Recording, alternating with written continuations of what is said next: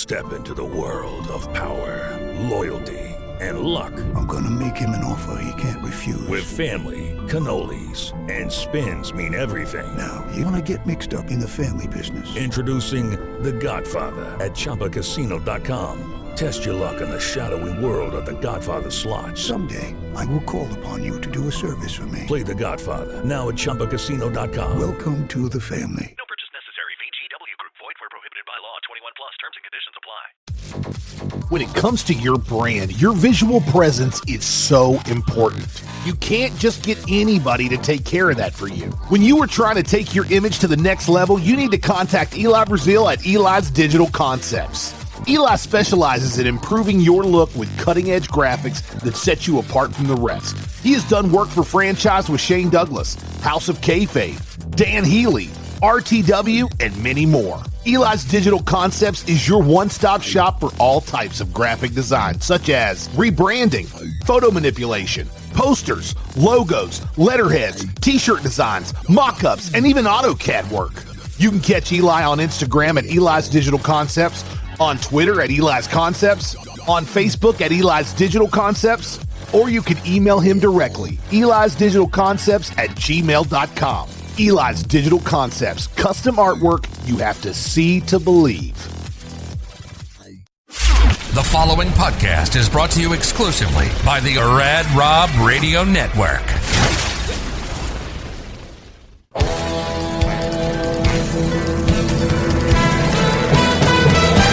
Welcome to Straight Up 5 with Johnny Petraglia Jr. This podcast is hard-hitting, in-depth, cutting-edge look into the sport of bowling. You will get unfettered access into the mind of one of the most gifted bowlers of this generation, who just happens to be the son of a living legend. So, without further ado, let's introduce you to the host of the show, Rad Rob Francois, Dr. Ocho, and the incomparable Johnny Petraglia Jr. Hey guys, welcome back to Straight Up 5 with Johnny Petraglia Jr. This is episode number 5. I am your host, Rad Rob Francois. I got a lot of crap last week for not introducing Ocho properly. There's a lot of Ocho fans out there that believe that I did not give him his due, and I'm not going to do it this week either. Johnny Petraglia Jr., what's up, buddy? Gentlemen, pleasure to be here as always. Good to see you. You're looking great, man. You're looking fit. You're back in the gym. You look good, buddy. I am full time right now. I'm 7 days, sometimes 2 a day. I weighed myself at 201 just over 2 months ago, and I wanted to get to about 220 by the time I came home for my birthday, and I'm at 221. So, wow, God bless definitely up the eating and up the working out, and after the first 2 weeks of transitioning, everything started to feel really good. Yeah, I have my eating too, but I lowered my workouts. So I do -5 workouts now. So Rob weighed himself at 2:01 a.m. and 2:01 p.m., and he was the same weight both those times. And then at 2:20 p.m. Yes, the Ochoites have spoken, by the way, Rob. You're a dick. You're just a dick. I am. I'm a dick, and I admit it too. What's up, Ocho? It's good to see you, buddy. Your league starts tomorrow as we're recording this. Yes, as we're kayfabing it tomorrow, and I believe, like we spoke as we spoke last week, JP is going to be there in the gallery, of course, because the Ochoites are, it's like Steeler Nation. It's Ocho Nation, man. It's everywhere. Of course.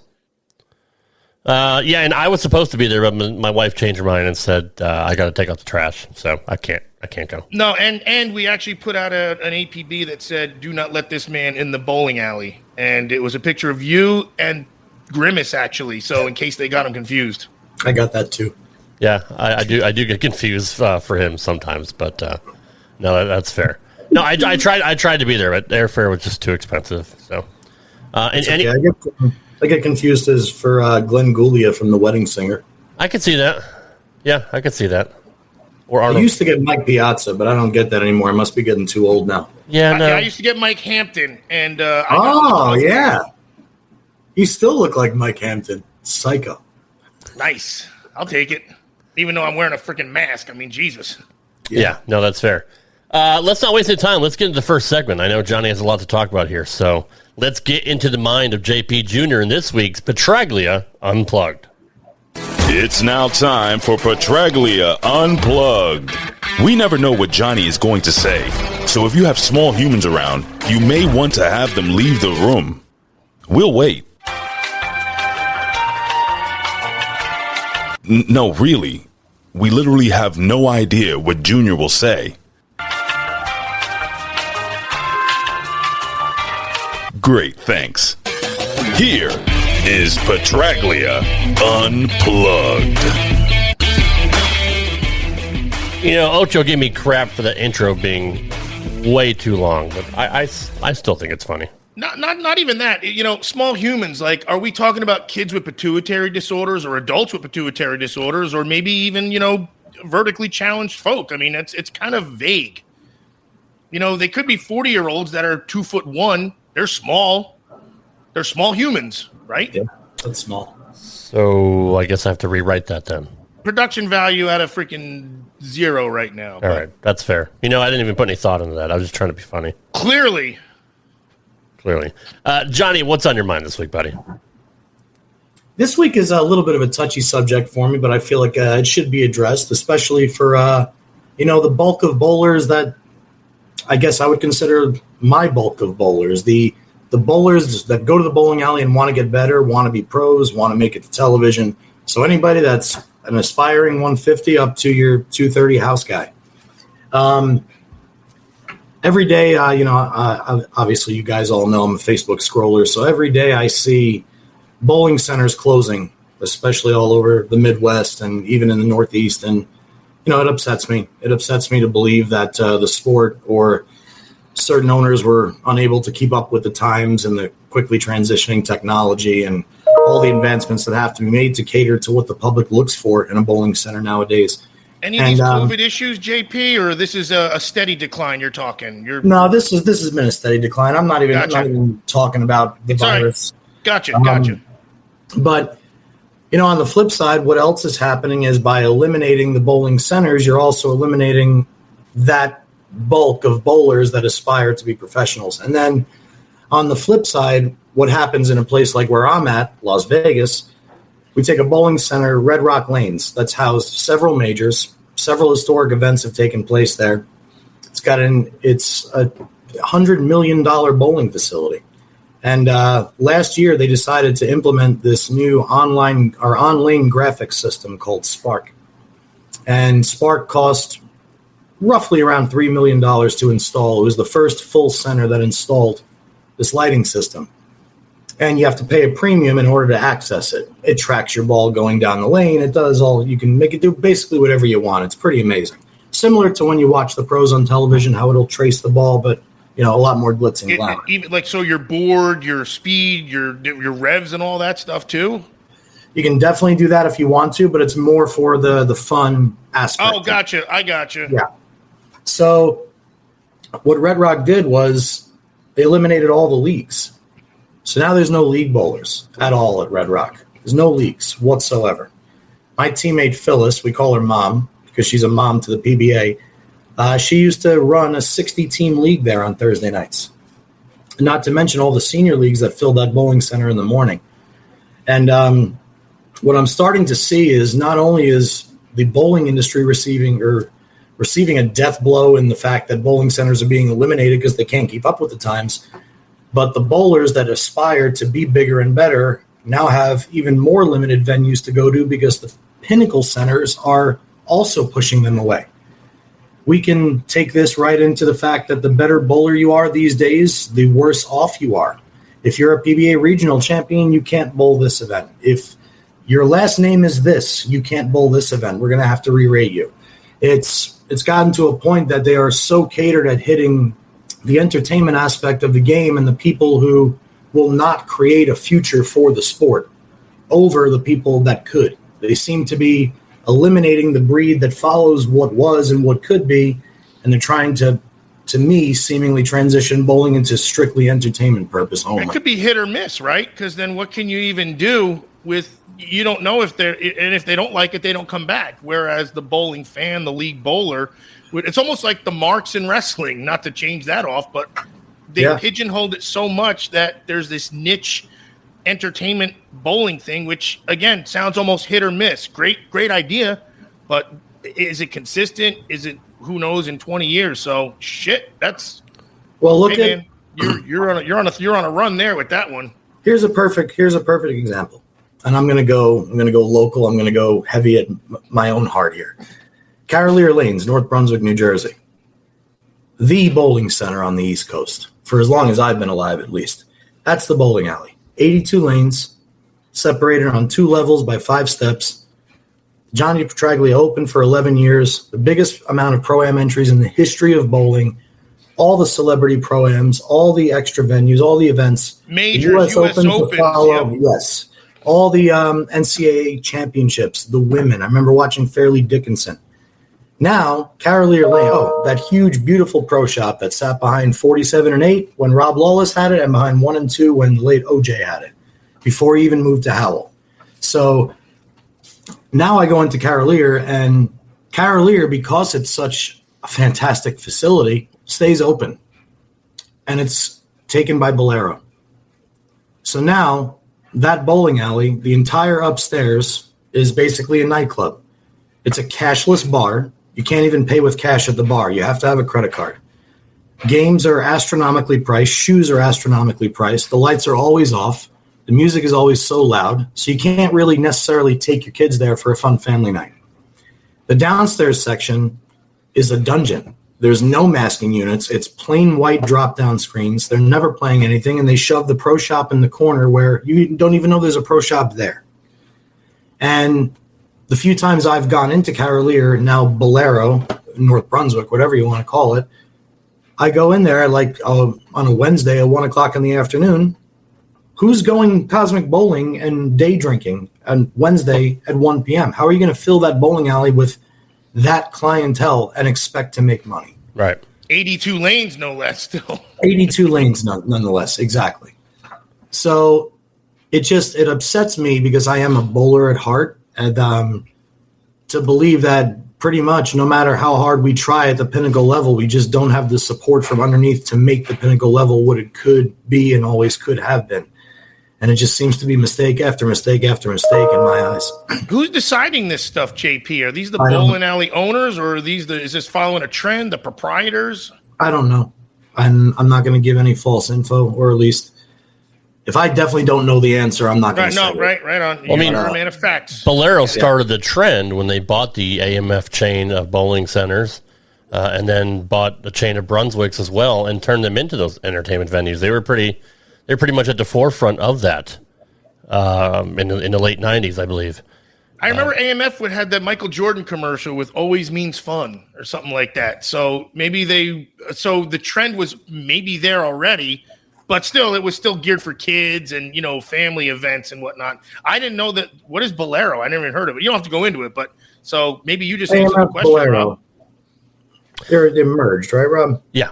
Bolero and what was the Bolomar, I believe it was called? Bolmore AMF. Bolmore AMF merged with Bolero and just kind of created this super giant who eventually... So it is a corporate thing, basically. Pretty much, and they eventually bought the PBA. They own the PBA now. So I don't know how that's a monopoly with all the different bowling entities that they've contained and contracted.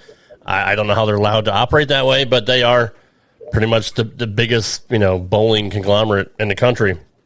I told you about Bradley Bowl becoming one of those entertainment venues, and they no longer have leagues, and it's now one of those. They have 5 VIP lanes, and the rest of it's laser tag and all this bullshit. Former host of the Tums Classic for many, many years, and the Greater Hartford Open before that. One of the premier bowling centers, in that side of on the East Coast.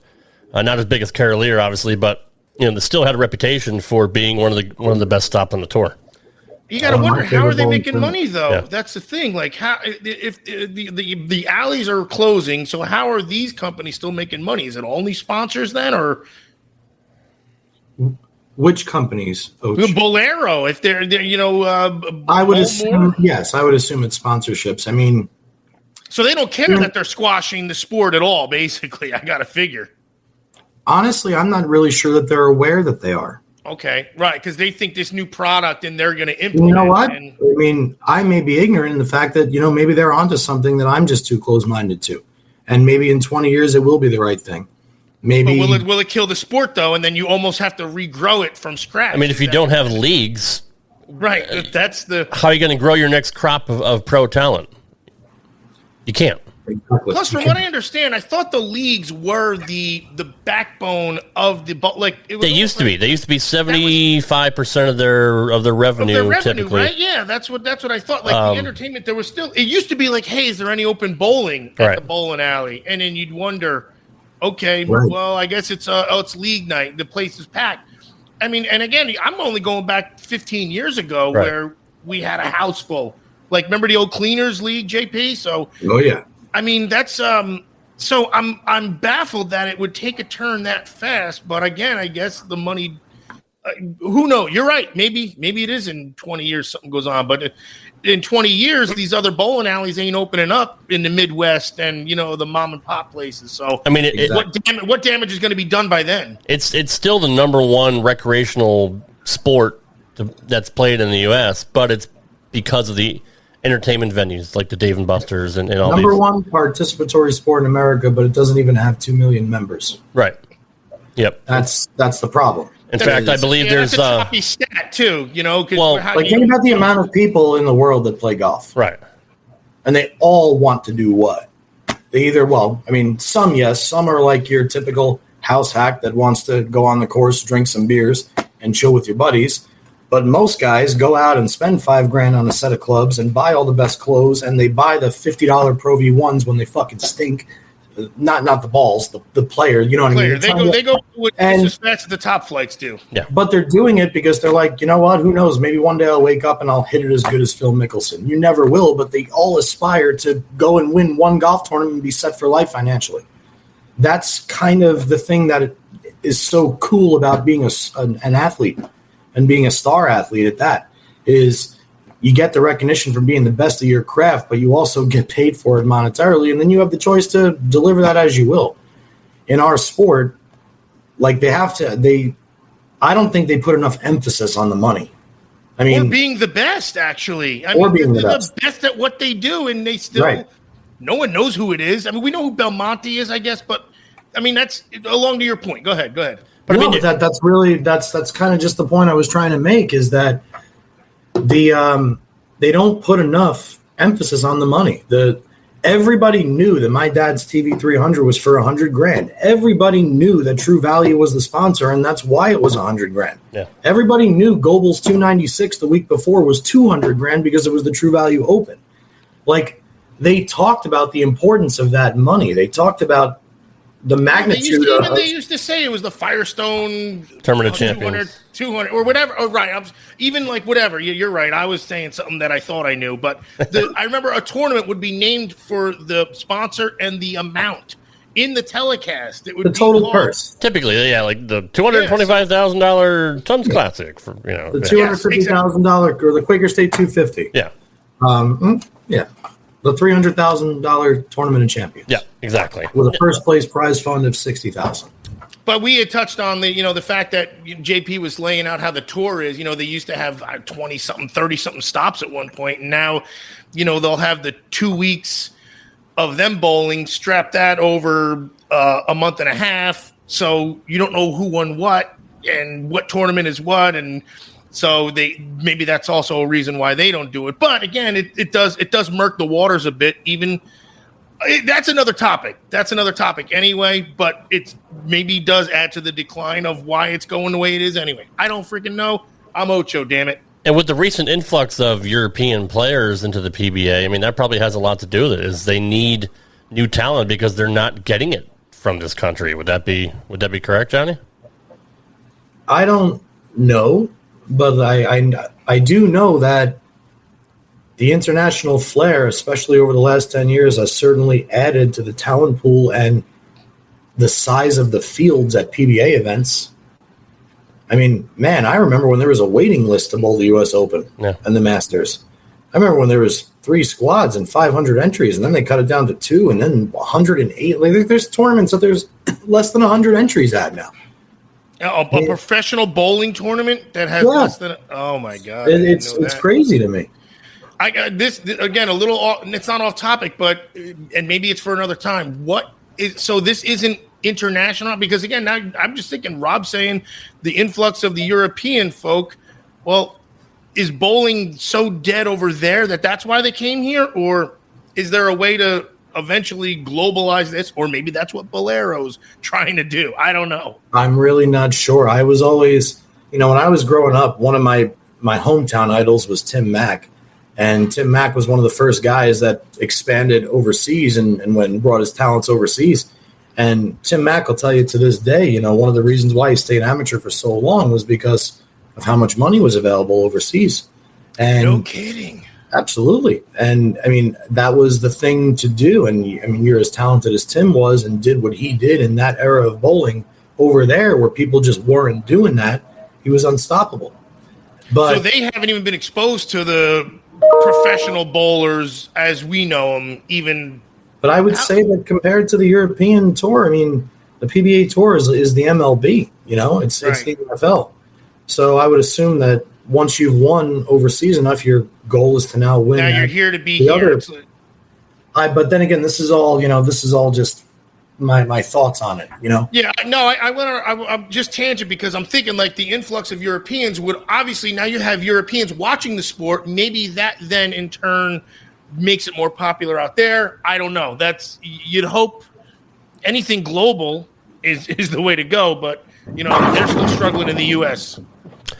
That sound means we got to wrap it up, but that is a great topic. Maybe we want to tackle next week. But Ocho, you brought up some really good points there, and Johnny, I always appreciate your candor. And your ability to say whether you know it or not. If you don't know it, you're not going to make it up. So at least you're not spreading misinformation. But it's a pretty hot topic as to why leagues are no longer the major revenue for bowling centers, and it's really unfortunate.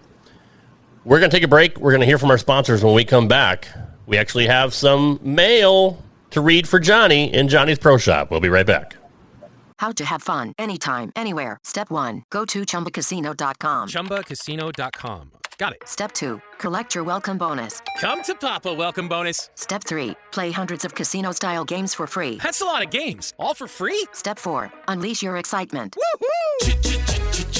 Chumba Casino has been delivering thrills for over a decade. So claim your free welcome bonus now and live the Chumba life. Visit ChumbaCasino.com. No purchase necessary. VGW Group. Void where prohibited by law. 21 plus. Terms and conditions apply.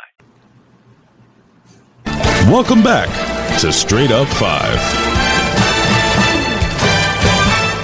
All right, we are in the second segment of episode 5 here of Straight Up 5 with JP Jr. and the house hack Dr. Ocho.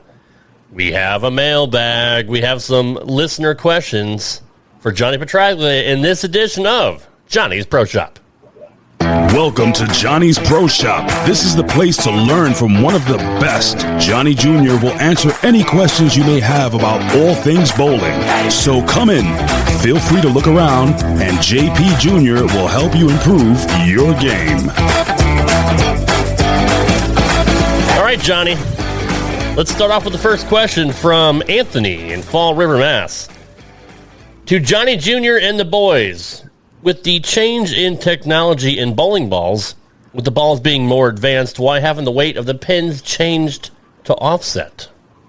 I know we brought this up a few weeks ago, so people are actually paying attention. What's the reasoning for that? I know the USBC adopted, a certain weight of the pins, which is 8 pounds? 3 pounds, 6 ounces. Sorry, 3 pounds, 6 ounces, but they can't be... 8 pounds. Shut the fuck up, Ouch. They can't be less than 3.6, right? And can't be more than... I believe they can't be less than maybe 3.4. And then they can't be more than 3.10, I believe. 3.10 was the gold pins when they came out with the pro pins in the early 2000s, so it definitely wouldn't be any higher than 310. So what's the reason for... You're in the 3.6 to 3.8 range. So... we brought up this a few weeks ago. Ocho want to know, why didn't you change the weight of the pin since the bowling balls got so good? You need something to kind of offset it and make it a little bit tougher. Would the reason for the different oil patterns kind of do that? Or why haven't they changed the pin weight? This is actually a great question, and it's been an ongoing debate in my own brain, honestly, for about 10 years.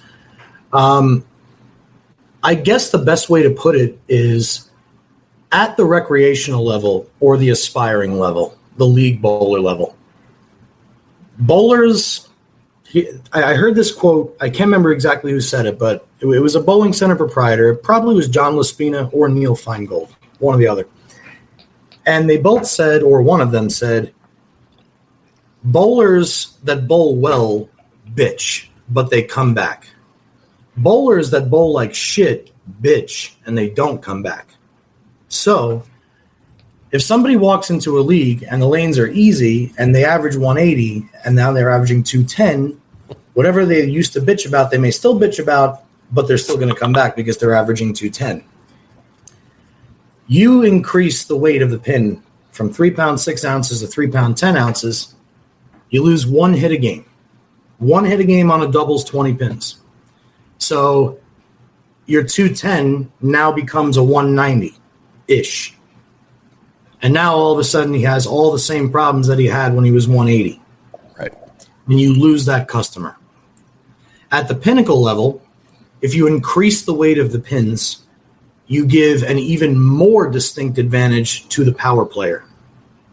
Because those guys are all so good, but sometimes the separation in who makes the show and who doesn't is who throws more pins on the deck. Okay. I put up Walter Ray, Parker Bone, and Norm Duke against anybody as far as hitting their target. But 40 games into a tournament on 3 pound 10 ounce pins, they're not beating Jason Belmonte, Anthony Simonson, and Jacob Buttroff. Which you're talking rev rate. You're talking the Right. higher powered rev guys for the amateur folk listening. Because they can drive the ball through the pins better. The ball's just going to hit with its same weighted, same. Look at what's happened in golf. You increase the length of the course, right? It's comparable to increasing the weight of the pins. Yes, okay, it does certain things in golf, but let's be honest, the guys that can hit it further have an extremely distinct advantage because they always get to use a more comfortable second shot club. Fred Funk fell out of favor. Chris DeMarco fell out of favor. Exactly. Paul The guys Gomez that fell out of grinded favor. through tournaments no longer are the guys that win the tournament. So I would say the reason I haven't changed the weight of the pins is the cons actually outweigh the good. And that feels even strange for me to say, but that's honestly what I feel is the answer right now. All right. Wow. Fair enough. Great question, Anthony. We appreciate it. Yeah, that was a really, really good question. When we get my dad on here, I mean, I'd like to follow up with that one and get his views because he'll add his 10 cents on that one also. He bowled on him a handful of times, right? I've bowled on the head. I've bowled on the heavy pins too. To me, I didn't really notice the 4 ounces. The pins fell the same for me. I would have thought, maybe try 4 pound pins. I feel like across the board, but for leagues, I mean, or I don't know, maybe that's the way to go. But what do I know? I'm just, I don't want to bowl. I don't want to say. Here's a real quick comparison before you get to the next question. Here's a real quick comparison. When they invented sport leagues, come bowling with the pros bowl on. How long did that last? Yeah, it was people got frustrated in no time. True. That's And true. left. Johnny, the greatest and dumbest thing they could have ever done. Sport leagues did shit. Right. Because people leave when they don't bowl well. I didn't tell you about any of these questions ahead of time, and it's funny that you mentioned your dad because our next question from Cindy in Chesapeake, West Virginia says, "Dear Johnny, when is your dad coming on the show? I love it. Keep up the great work. I swear to God." Thank you, Cindy. When is your dad getting here on Straight Up Fun? We've been trying to get him on for the internet 6 to 8 months now, but yeah, true. Hi, Cindy. I'm actually flying home to New Jersey tonight. I'll be in New Jersey at 7:30 tomorrow morning, and I'll be with Dad probably early afternoon. So I'll ask him a good day, and maybe I'll show him exactly how to find the link. Man, that'll take hours to get him to get into the studio. But once I do that, and he says, "Okay, I need to make sure that the mic works and all the other crap," we'll get him on here. I would assume the next time that we have a show, we'll have Dad on. I'm pretty sure I can make that happen. But Ocho lives near him, so I can you stop being a dick and maybe go see him. Nah, listen, I don't go see anybody. They come to me. Swear to God, dude. Dan Stevens from Hollywood, Florida says, "Hey guys, Johnny, I have a question for you, and I hope you don't take it the wrong way." Oh boy. If you're such a good bowler and have been ahead of the curve for so many years, as you've said on the show, why didn't you go pro? Hey, that's a legitimate question. It sure is. Number one, for some reason, I've always lacked confidence, and I always struggled when I shouldn't have struggled. I don't know. Not in some areas for you, though. No, once I got in the groove, it was good. But I would say that I always put a lot of undue pressure on myself in the early going, and a lot of times my mental game was the reason that I didn't go out. But it was also the timing factor for me. When I graduated high school in 2002, I went to college and then dropped out of college. And I was then working as a lane man in Hazlitt, New Jersey, and then decided to go back to college a year later. So I was a late arrival to college, and then I bowled in college at Morehead State. So while I was bowling in college, I obviously wasn't on the tour. And then right around the time, I believe my senior year of college was when they went to the exempt tour, the exempt field. So you either had to qualify for the exempt tour via the regional tour, which I had no opportunities to bowl the regional tour because I was bowling in college, or you could go the route of bowling tour trials, which was 7 games a day contested on all 5 of the animal patterns. And I wasn't exactly sure what happened in 2006, but I believe we were bowling a college event the same week tour trials was being held. And I opted to bowl with the team. And then what happened was as I graduated college, I met my wife in college. So when I left college, I had a good job right out of college working capital sales direct. I was a capital sales manager for Brunswick Bowling for capital equipment for the entire Northeast. So I got a good paying job directly out of college that allowed me to stay within the bowling industry and also allowed me the freedom to bowl local tournaments. But it also required me to be in my area geographically. So you're 22 years old-ish, right? 22, 23-ish, right around this point? No, you went back. You're probably 25, 26-ish. Yeah, 25-ish. So 24, right, that's just to give them the idea about where you are life-wise.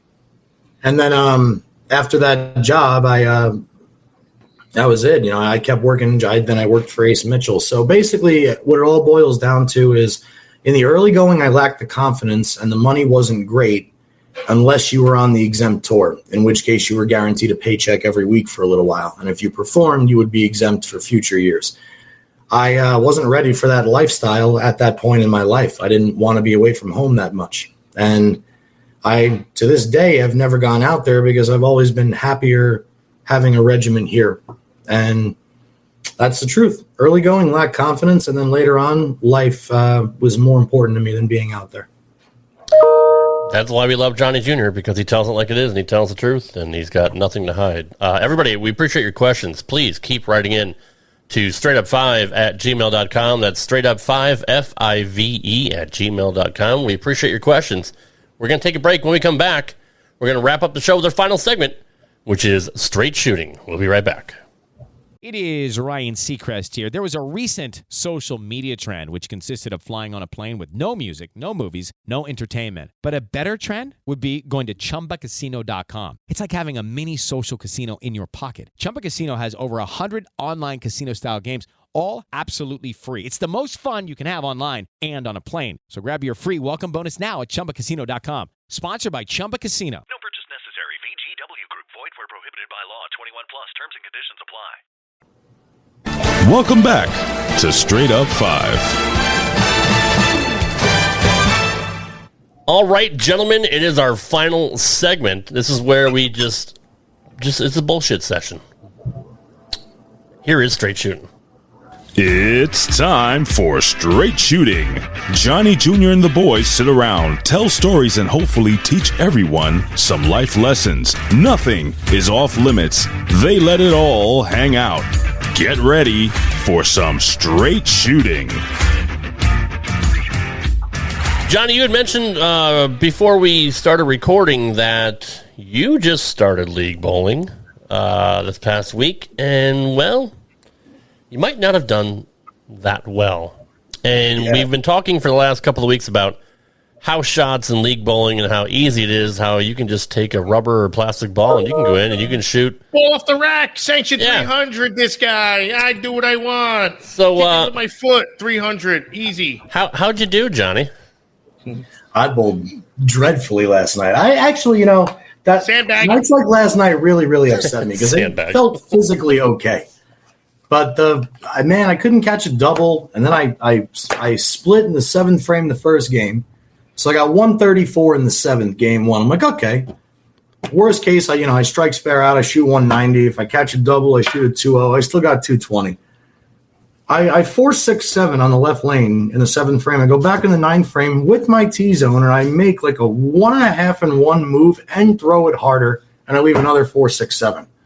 So now I have like 160 in the 9th frame, and I get up in the 10th frame, and I blow her 7-10 for 169. Ooh. You're throwing your plastic ball here. Did you bowl at all in the summer, or I only bowled USBCs. I shot 2005 in USBCs, and I hadn't touched a ball since league ended before USBCs. And then I bowled the military event maybe a month ago, and shot the most inconsistent 9 games of my life. I shot 750, 520, 680. Sounds like Ocho. Golf handicap, that's pretty good, actually. Yeah, actually it is. So you're not practicing on a regular basis, pretty much. No, I'm not. To tell you the truth, I'm not at all. What's the reason for that? I'm really lifting right now. Yeah, I'm so into routine now, and like I really actually can't believe I'm saying this, but I really like getting up at 5 a.m, and I really like being done working at 3, and like eating exactly the way that I want to eat, to feel the exact way I want to feel in the gym. It's such a satisfying feeling to me. It literally masks all the old demons. It makes me not even think about them. When you're checking your weight and that 20-pound difference, is there a way you'd notice it on the lanes, or because it's a house shot, you're not going to notice it? Like mechanics or your lats or something? Huge difference, right? I'm so wide up top now that it's humble difficult. Brag. It's difficult to not roll my hand over the top of the ball. Wow. Like I have full-blown wings now, so getting used to that, that's taking all the time off and not practicing at all. And then going, whoa, like it's hard to throw it left now. You might need tips from Ocho, because Ocho's I've been jacked for years. He's been jacked for years, so you I know Ocho trained you and everything, but you need to my game around it. So when you you see him this week, you're gonna have to he's gonna have to show you some pointers. You're gonna bring your equipment with you, or you can just grab something out of the pro shop or your deck and bring you something. You don't use a fucking ball off the rack. You don't use a thumb hole anyway, so it doesn't matter, right? So you can pretty much throw whatever you want. But I think Ocho's gonna have to give you some pointers on how to bowl jacked and juicy. And what was the series then? So you had what was your series? 69, and then because you went right into it. You went right into it before we could figure out that you didn't practice or anything, which we were going to give you the excuse of like sucking, being, I hadn't touched the ball in forever. What do you expect? Even though my name's Petraglia, I still got to freaking get some reps in. You take a month off at the gym, you're not doing 120s. I do. So it's not like riding a bike then, right?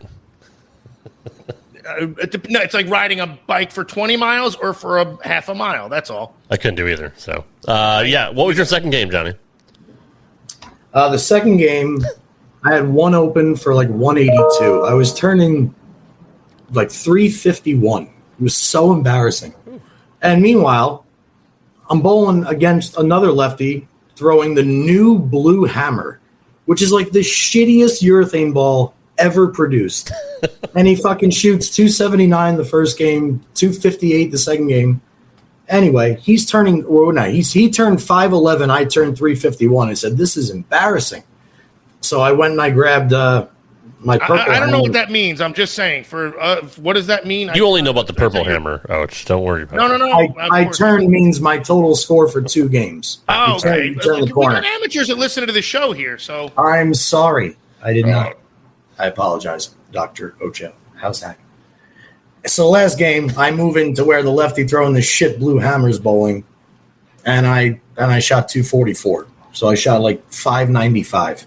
But did you do it just to squirrel up his line, or did you do it because that was? No, I did it because I didn't want to bowl 170 again. Okay, all right, I got you. Right on. So was he like, holy shit, I'm kicking the shit out of JP Jr. I'm a world beater. Like, this is the greatest moment of my life. It was worse because he's a good bowler, mm-hmm. but he's a lefty that does what works nowadays. So to watch him hit the second arrow and then the third arrow and then the first arrow and then have him turn around each time and go, that wasn't very good, I'm sorry, and then fist pump me, I reached the point where I was like, if you fucking say that one more time to me, I'm going to fucking stick you in the ball return. Just stop and just go keep bowling. Well, what's the point? Isn't it he is at least recognizing he sucked? I don't want him to recognize. Just throw the ball. It's not like you hit what you're looking at ever anyway. So don't point out the fact that you have right. Gotcha. Right. So that I don't fucking care. I gotcha. You know he's not going to hit the spot he wants anyway. Right. So exactly. It's a given. If anything, he should turn around and say, hey, by the way, I actually hit my spot the two times a game. That would be funny. We're like, you know what's funny, dude? I thought you actually hit what I think you were looking at that time also. That time. Were you getting frustrated, Johnny, like with yourself? No, I was just getting irritated with him. Like, yeah, dude, you know, I'm going to shoot 860 at you the next time I bowl you. So enjoy this while it lasts with your blue hammer. JP's going to know this. He's a Jordan, I have to figure. Oh, what? Jordan. Like Michael? No, Jordan. Oh, God. No, he's not like that. This kid's actually nice. Oh, okay. All right. He's a nice kid. I'm venting for the situation. No, all right, gotcha. Not for the kid. Okay. No, he's not a douchebag. No. Anyways, that's for everybody else. Were you? I mean, give me your mindset. Like, were you just trying too hard? I was juiced up. I actually had trained chest 2 hours before. So all right. And then I ate a good meal, so I got there pretty pumped up. Like I was feeling good. So whenever I'm feeling the way that I was feeling, I literally have to feel like I'm walking to the foul line in slow motion just to maintain regular speed. I don't realize how aggressive I get with a bowling ball. I gotcha. Okay. It's really, I throw it 21 miles an hour with no thumb. And people say, oh, you don't use your thumb? I'm like, how can you not be able to tell that my thumb isn't in it? And then I watch a video and my backswing is up here. I'm like, what is it? What is that? So I wish I could do that. And it tracks so smooth too, like it does, as if he's straight up 5 on that house shot at times. Yeah. Yeah, it's pretty impressive when you're on. It's a thing of beauty. I've never been able to bowl no thumb like that. I can never get my backswing up that high because I don't know if maybe I just cupped the ball too much or my arm. I was just afraid to let go of the ball. Like I thought the fucking ball would go flying behind me. Too. No, it's an instinct to have to cup so much when you're that far back because you're like, okay. Yeah. The other thing that clip me in the heel and freaking give you a spur. I don't know. The other thing that a lot of people forget is a lot of it is also deceiving visually because if your backswing too. If your shoulders are dead straight parallel to the line, your arm can only come up so much. But the minute I turn this shoulder and dip, it goes 10 times higher. Right. So if you lead with your opposite, in our case, our right shoulder, Ocho's left, if you lead with that like a Barnes or an EJ or anybody like that, your backswing automatically gets higher without altering anything else about your game. You didn't know that, did you, Och? Shit. No, I'm thinking because I'm thinking actually it'd be like a hip flexor thing, really, and a lat issue where you're opening up, but actually he's kind of right. Well, I mean, you can figure eight it too. You can let the swing go away from your body and then tuck back in. No, but you're saying the exact opposite. Is if you're tucking, so you're still staying in your plane by going around the mechanics that you created, basically. Of course. One of the best guys to look at in a freeze. One of the best guys to look at in a freeze frame, in his plant step at the peak of his backswing going into his slide is Sean Rash. Like when his lines are so good going into that last step, and you could really see what happens with that lead shoulder. And that, the guys who get that front arm, the directional arm or the balance arm, to the point where they're completely upside down, flipped, so their palm is facing the ceiling, that's maximum leverage. And off topic, this is what I feel like the house shot has ruined because I don't know anything what you're saying. And yet the ball still hits the pocket 95% of the time when I throw it. But another topic. You're just that good, brother. You're just that good. I am. Well, that's going to wrap it up for this edition of Straight Up 5. Gentlemen, I appreciate you guys being here. Johnny, you're not on Twitter yet. We got to get you on there. But you are on Facebook. Just look up Johnny Petraglia Jr. Ocho can be found at the Dr. Ocho on Twitter. He doesn't ever get on there either, but be prepared. No, I'm going to start just tagging all of his buddies, man. Because I'm going to be like, hey, by the way, I'm jacked. This is going to be a good show. Pay attention. MFer. And I'll probably do it. I'll probably troll him a little bit too. So just let him know, be prepared, because Ocho knows how to freaking play the game. Yes. And I got a bone to pick with Flow Bowling. We've been tagging them on our tweets and on Twitter. They're not retweeting our stuff, Johnny, so you need to get over with your boys over there and tell them to start promoting the show. He only has 9,000 followers. I already checked, too. That was the other thing. I should have told you. Hey, Rob, maybe it's not even that big of a deal. Yeah, play this. I'll kill you, too, Flow Bowling. You're ruining my life. That's right. God damn it. We're trying to make money here. No, we're doing this because we love the sport of bowling. And, hopefully... We're helping them, dude. Well, I mean, we're helping the world, really, right? The world. We're ambassadors, man. We are. Especially me. Especially you. No, that's correct. We'll be back next week for another edition of Straight Up 5 with Johnny Petraglia Jr. Thank you guys for listening. Thanks for all your support, and we'll see you on the next show. Take care, guys. Thanks for listening to Straight Up 5. If you would like to send your questions into Johnny Jr., send us an email at straightup5@gmail.com. That's straight up FIVE@gmail.com. We'll see you next time for another edition of Straight Up 5 right here on the Rad Rob Radio Network. Hello, it is Ryan, and we could all use an extra bright spot in our day, couldn't we? Just to make up for things like sitting in traffic, doing the dishes, counting your steps, all the mundane stuff. That is why I'm such a big fan of Chumba Casino. Chumba Casino has all your favorite social casino-style games that you can play for free anytime, anywhere with daily bonuses. So sign up now at ChumbaCasino.com. That's ChumbaCasino.com.